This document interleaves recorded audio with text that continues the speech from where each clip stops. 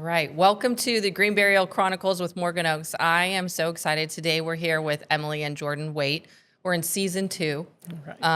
Kind of crazy. This started off as we'll see what happens. And it's really turned into something cool at Morgan Oaks where it allows people outside of Morgan Oaks to understand what we do, why we do what we do, and who the people are that are residing there. And so before we get too far down the path, tell me a little bit about you guys. Who are you? And who's your family? I'm Jordan Waite. I'm from Texas originally, and met Emily there. And we have two little ones, Evie, who is 5, and AJ, who we lost last year. Right. And I'm from a gigantic family. There's 9 of us, and that family has been very helpful for us, and Good. I'm sure we'll get into that. And this is my lovely wife, Emily. Perfect. Hello, I'm Emily. I have one sister. I have a couple step siblings, and I've lived in California for most of my life. Okay. Southern California, and then I moved to Texas for a job, and that's where I met Jordan. And then we got together, and then COVID happened, and we had a baby, and we thought, this is really hard. We need to move closer to family. Now his family is in Texas, but they're kind of scattered. And my mom is here in Sacramento. And so we moved here during COVID. Yeah, I remember that story. Yes. You guys had a COVID baby. So we're going to talk about AJ today. I remember vividly when I got the call. I remember the ceremony. I remember Evie probably the most. That one was hard for me. Let's start with, what are some words that would describe or tell me a little bit about AJ? AJ was born with an ultra rare condition called GSS, glutathione synthetase deficiency. It's a genetic condition that we didn't know we were carriers of. There's been fewer than 100 cases ever documented. Wow.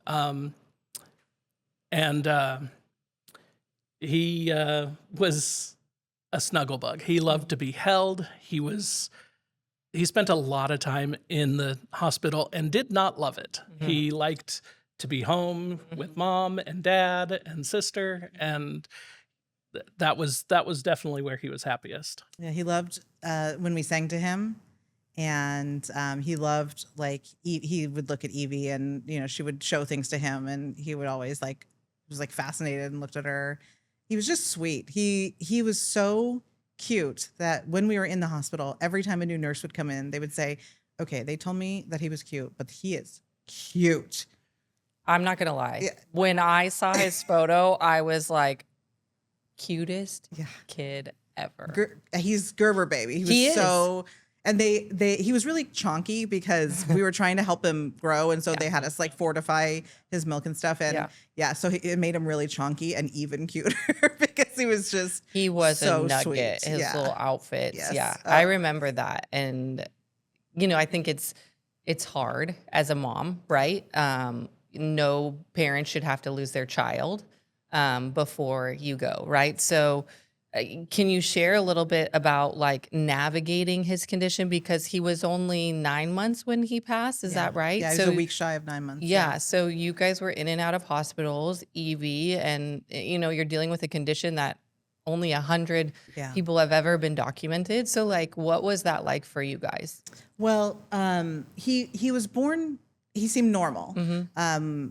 He almost was a breach, but we got him out in time regular, which was great for me.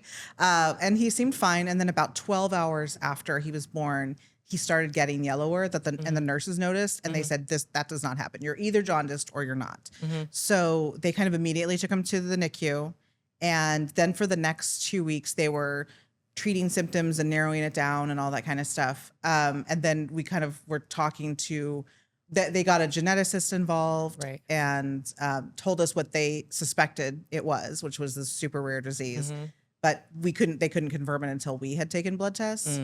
And so he was in the NICU for 26 days, and then he came home. And he had 4 blood transfusions in that time. In that time. it was the condition basically makes it unable for his body couldn't regulate the pH level of his blood. Okay. So his blood would go acidic. And that kind of made the treatment was literally sodium bicarbonate. It's baking powder and Baking soda. Baking soda. Yeah, Baking baking soda. powder.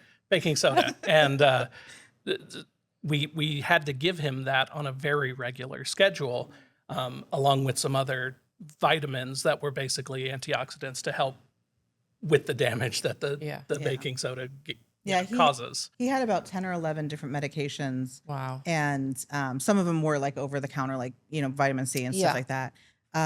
But we had to give them to him every 3 hours, every day, without fail. Day and night.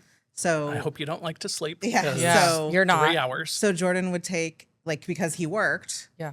during the day, he would put him down. He would do the midnight shift, Uh-huh. and then I would do the 3 a.m. shift, and then he would do the 6 a.m. shift, and then I would have the rest of the day until he came home. So what I would do is I would prep his meds every day. It took me about 45 minutes. I had a whole system. I had a very organized system. You have to every Yeah. 3 hours. You Yeah. have to. Yeah, so I had a color coding system with different electrical tape that I used a label maker to make all the things, and I would prep all those syringes for the next day, and then I would put them in baggies, Yeah. including like a water flush and stuff like that. And then at the end of the day, I would wash them and prep them for the next day. And so that was every day. Yeah. And he had 8 or 10 different things we were giving him every day. And in the middle of the night, you have to remember what his schedule is and how much of this does he get at what time. And so having all that stuff pre-prepared was really the only way to make Yeah. it. Yeah. I can't imagine. So did they give you a life expectancy at that point, or was it just No. Everything the whole time was, we don't know. Nobody knows. There's no data to go off of. Jordan's variation of the gene had been documented as severe. My variation of the gene had not been documented at all. Okay. So it could have been anything from mild to severe. Okay. And so that would have made his condition probably, they were hoping in the moderate, which is he needs meds for most of his life. But, there's another case study of someone who had this and was able to, went to college. They were Yeah. just turning 19 and So- going off Wow. to college. So they never gave us a life expectancy because, like Jordan said, they just didn't know. And I think like us, they were very hopeful. But There were basically 2 major studies on it that we found, that we read, or that they found and gave to us, and we read through. And one was very, very similar to him, but it was some peasant kind of lifestyle in China a long time ago, Very rural, and very they couldn't. village. And they said they chose to just take the child home, and Yeah. it, And see. Yeah. it- so they didn't know. We had an amazing team of specialists. We I were with remember you said Kaiser, that. and his geneticist got involved from when he was 2 weeks on, and she was amazing. She went way above and beyond, and she, has colleagues at Stanford and around the world that she was consulting with. And then when he started having seizures a few months in, we had a neurologist and we had a hematologist and we had a palliative care team. And what other specialties we had?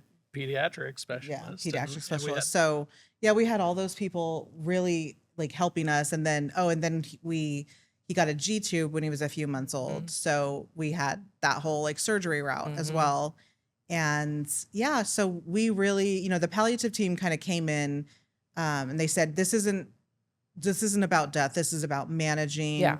very complicated illnesses. Mhm. And it was kind of, this team was really new at Kaiser, and it was kind of a way to people that are outside, cancer, they have a lot of resources for Yeah. it because it's so, Pervasive. Yeah, so Yeah. pervasive. And there's so many people that have it. Right. So this palliative team was really to kind of come in and help manage all of the specialists for these long-term diseases that really didn't know. And that's helpful. Yeah, it was very helpful. So let's move forward. Obviously, he's no longer here. So he passes. I want to say unexpectedly, but we didn't know. And I say we with you guys, the staff didn't know. And so he passes. and now there's a decision that needs to be made.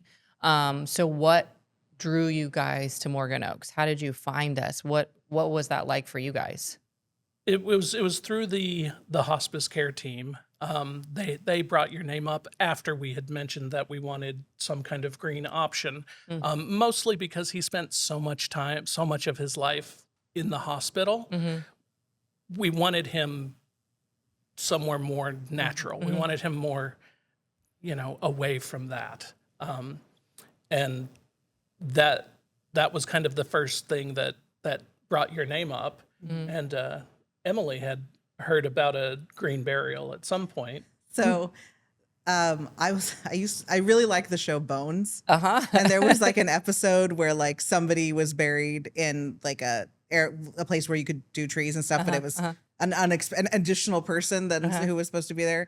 And so I just that always stuck with me, that idea of having someone, like having a tree and having someone like that you love, something good coming out of it, some life coming out of that. And I knew that we did not want to do cremation, and I knew that I just didn't want to put him in a traditional cemetery because it just seems so grim. I know that a lot of them are probably, updating and getting a little bit more open, but I just, we didn't want that. And then I think we did we come out before we decided to go with you? I think we did. Yeah, I think so. Yeah. So I think just once we got there, the fact that people walk their dogs and, that there's life happening all around it was really, it wasn't super manicured. It wasn't, it felt very like open and free. And that just felt like really, that's what we wanted for him. Yeah. And you have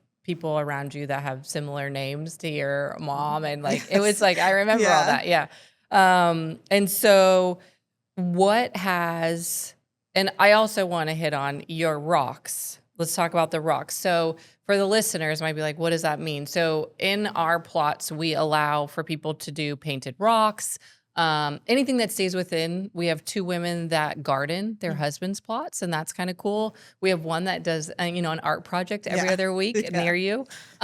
So tell us a little bit about the rocks that are at AJ's plot. So we saw the rocks when we came and visited, and I just love that idea of like being able to do something and leave something for him that wasn't just flowers, like that it would last and it could mean something. And so we kind of got into that, and then what we did is at his. A lot of people came over to my mom's after the funeral, and I think there was other people the day before as well that were in town. And so we had a bunch of rocks, and we had a bunch of paints, and said like, hey, if you want to, please paint a rock. We're gonna put him around his plot. We're going to, we're gonna do that. And then we did some for his birthday, for his first birthday. We did a theme one of Super Mario, and we've done some holiday ones. We did. Excuse me, we did some Christmas. Yeah, it's just Easter. a fun way for us to, have an activity as a family, and it's kind of relaxing to just sit and paint together and, think about what sort of things we've been doing as a family and paint that on a rock. And our daughter paints all sorts of rocks, and we bring those up to him, and when we visit, she will bring toys and she'll show him things and she'll talk to him, and it's really, really sweet. Can we talk about her? So number one, AJ is the cutest. Like I for the listeners, I can't even explain. Adorable. Anyways, she struck a nerve for me at the service. I think I had to walk away at that point. And usually I'm very composed. I deal with this day in and day out. Tell the listeners her behavior at the service. Didn't she sing us a song? She did. Yeah, we sang Twinkle, Twinkle Little Star, because that was the song that he liked for me to sing, and Evie would sing to him as well. And so we all sang to him, and I think she said she wanted to sing to him by herself. She did. I think she did. So yeah. For the listeners, she is the most precious little human. And I remember her up there, and she wanted to sing that song by herself. Yes. And she sang it. 4. Yeah. Yeah, she was I mean, 4 at the time, literally 4. And I think one of you might have been holding her, or Yeah. someone was, and she just belted it out, and Yeah. it was so sweet. So, just like, how has she been since all of this? So it was, it's been really hard for us, but I did not want it to be something we didn't talk about, something, so it is really hard to talk to her about it, Mhm. especially at the beginning. Now it's, for me, it's much easier, but it helps, we told her that AJ died because he was sick, and they couldn't fix, the doctors couldn't fix him, the hospital couldn't fix him. And then she was worried that she would die if she got sick. And so we said, no, it's something, his body didn't work from the beginning. It's not something you have. It's not something you can get. And so just trying to explain that to her. But we have a picture of him in our living room, and she talks to him, and, we do go up as a family to the plot and see him, and, she'll play, or she'll share her snacks, or she'll show him the rocks and all sorts of things. So it was really important to us to know that she is a big sister and grow up like with maybe not memories of him because she was 4, but knowing that he's part of her life. We have a picture of them framed in her room. So it was really important for us to keep him alive in that way, and not just it be something that we don't talk about because it's sad and hard. And she needs to understand that. I think that's important. I remember when my dad, he was diagnosed with stage 4 lung cancer. You guys might have heard that through many of the podcasts or whatever. But my daughter was a little bit older and struggles with autism. So understanding death, Yeah. it's hard. And when he got diagnosed, she thought everyone had cancer. She Yeah. would look at the dogs and be like, is Lucy going to get cancer?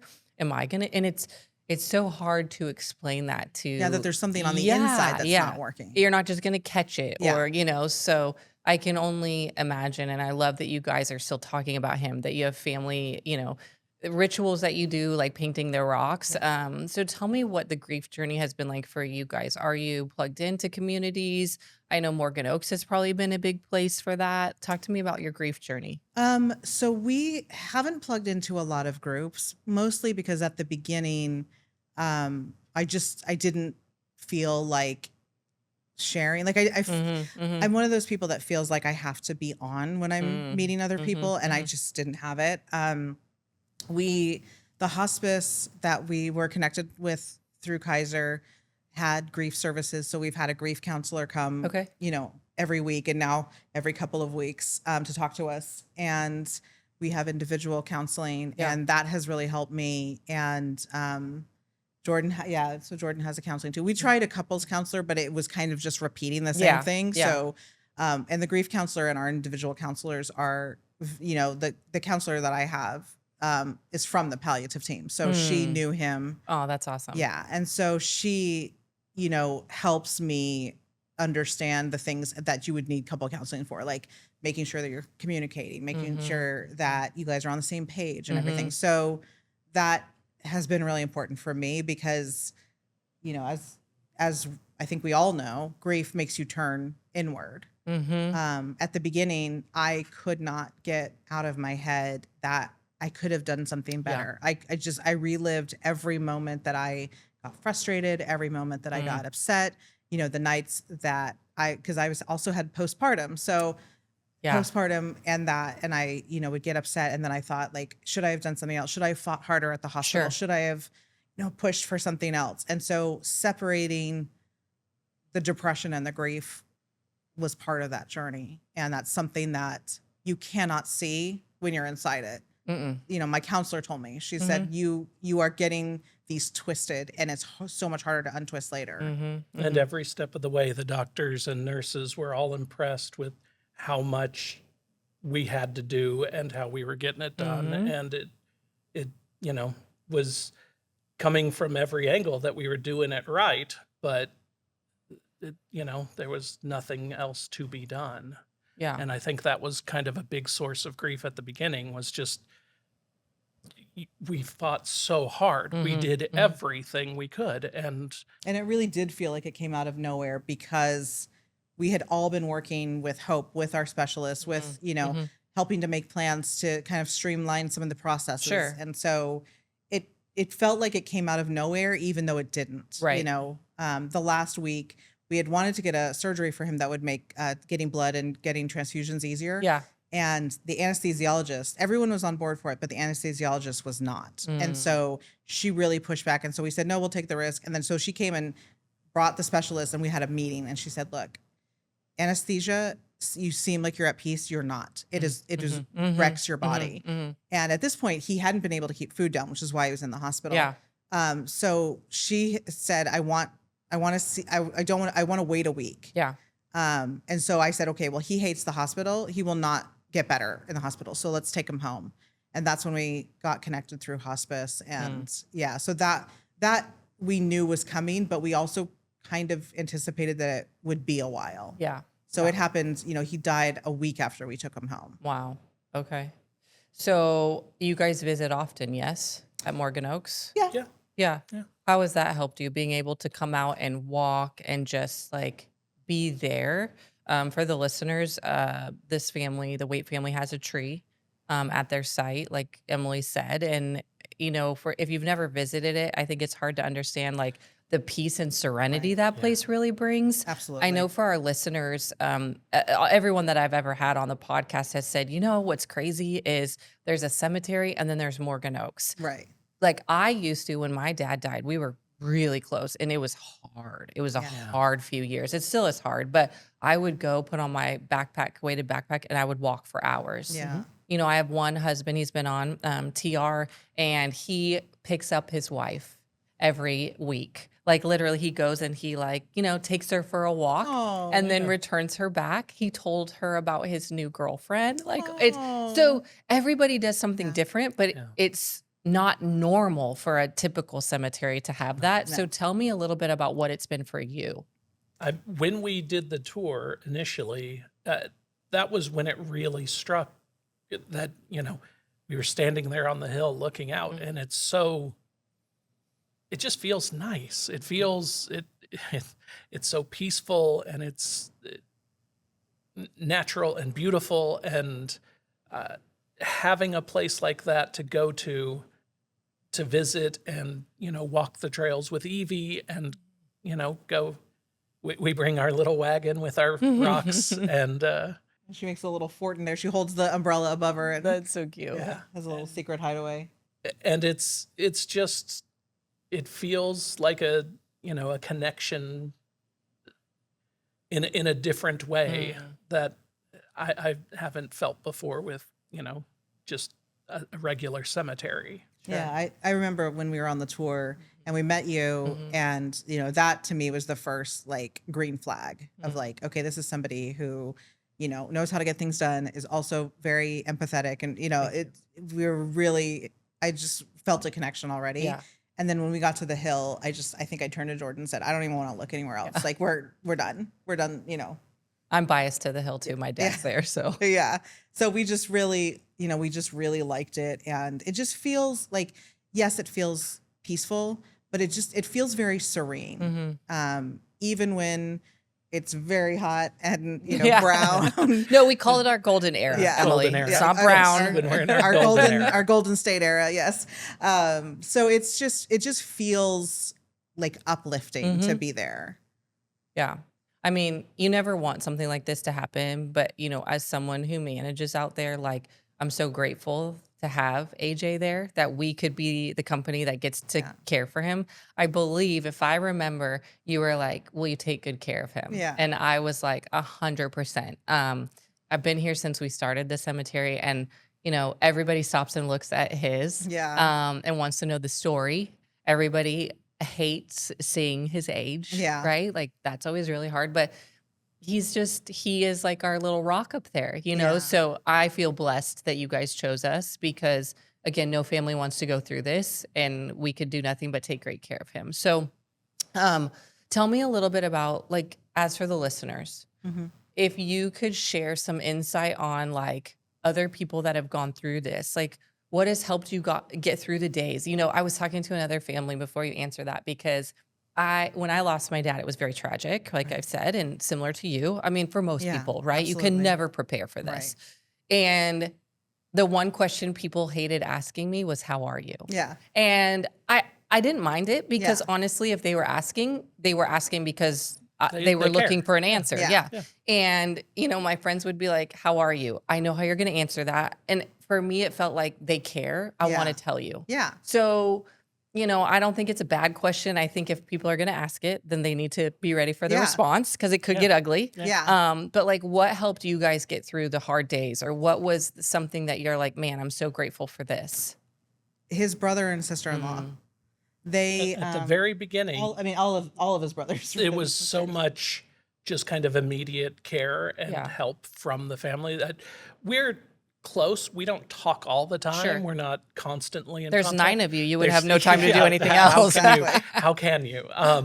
But as soon as I told the family, Jason and Amy said, "We're getting on a plane. We're coming. We're We'll gonna be help there. you." We'll be there as soon And as the plane leaves." they could not stay for the funeral because they have right. 5 kids between them, so Yeah. they had to get back to that. But they came out. They said, "Okay, we're on our way. Like, do you need us to stay somewhere, or can we stay with you?" And we said, "No, we have. We have the guest room. We have the guest room. That it was AJ's room. And so it as still soon had as its they bed. left, John and Angie were there, and so it was just kind of And they stayed with us for 6 weeks, and they took care of Evie. They they helped me pack up his syringes and his meds, and Angie did all the work to figure out how to dispose of them safely, and did all of the things that just reminded me that he wasn't here.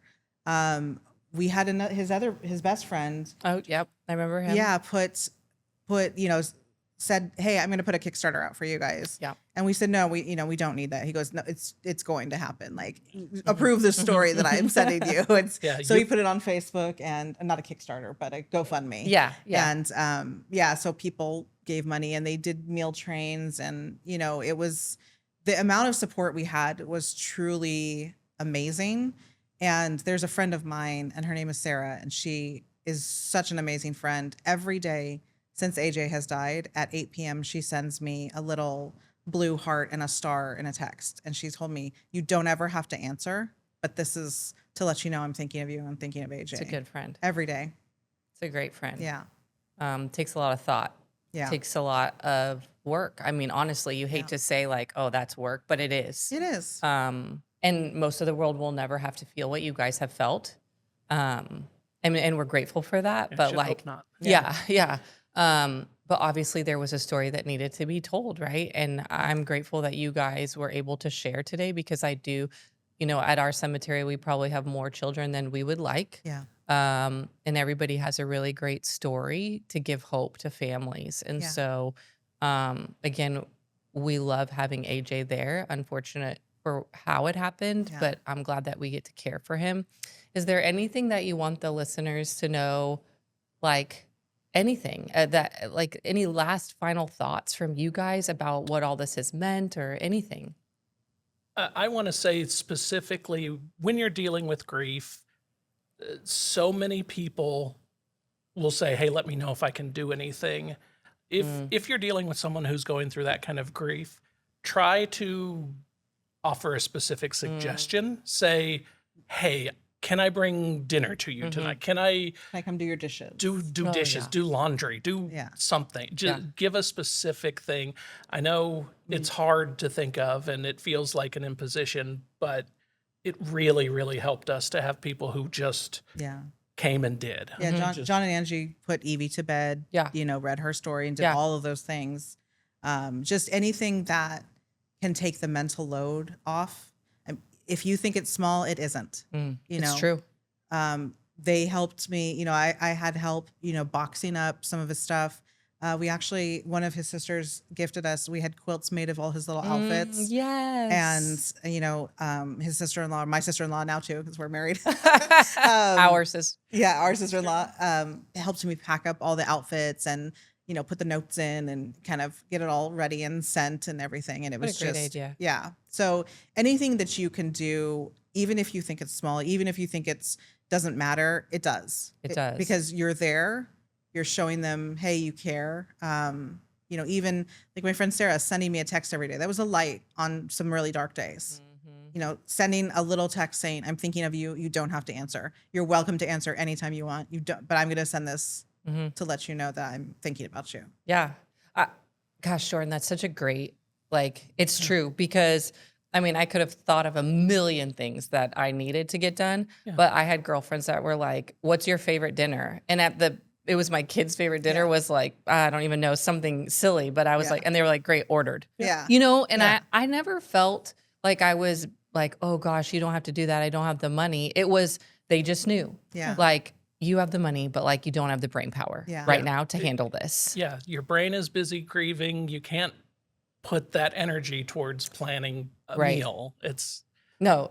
And grief is a really interesting beast, you know, and I will ask you guys because I know, you know, the first year everyone says is the worst because it's the first of everything. First Christmas without AJ, first, you know, and I remember mine happened. So I had some time to plan because it was in June. So I didn't have a big holiday. But you know, the weirdest thing was I had Halloween hit.